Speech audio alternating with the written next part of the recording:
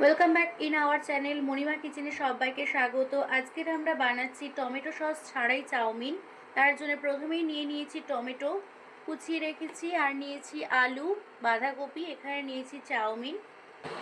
চাউমিনটাকে সেদ্ধ করে নেওয়ার জন্য এখানে জল গরম বসিয়ে দিয়েছি। উষ্ণ গরম জলের মধ্যেই আমরা অ্যাড করে দেব সাদা তেল, দিয়ে দেব পরিমাণ মতো নুন। জলটা ঠিক এরকমভাবে ফুটে এলে আমরা চাউমিনটা দিয়ে দেব। কেটে রাখা সবজিগুলোকে ফ্রাই করে নেওয়ার জন্য সাদা তেল গরম করে নিয়েছি, আর তার মধ্যে প্রথমেই দিয়ে দিচ্ছি কুচিয়ে রাখা আলু, তারপর দিয়ে দেবো কুচিয়ে রাখা বাঁধাকপি,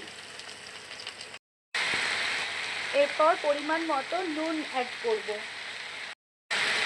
সবজিগুলোকে ভাপানোর জন্য সামান্য নাড়াচাড়া করে একটা ঢাকা দিয়ে দেবো। এবার ঢাকাটা খুলে দেখে নেবো সবজিগুলো ফ্রাই হয়ে গেছে কিনা।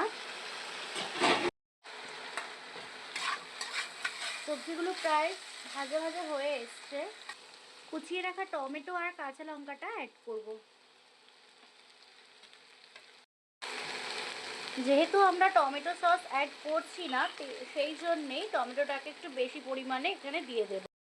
এরপরে অ্যাড করে দেব গোলমরিচের গুঁড়ো, স্বাদ অনুযায়ী চিনি অ্যাড করব। ইনগ্রেডিয়েন্টসগুলো খুব ভালো করে সবজির সাথে মিক্স করে নেব।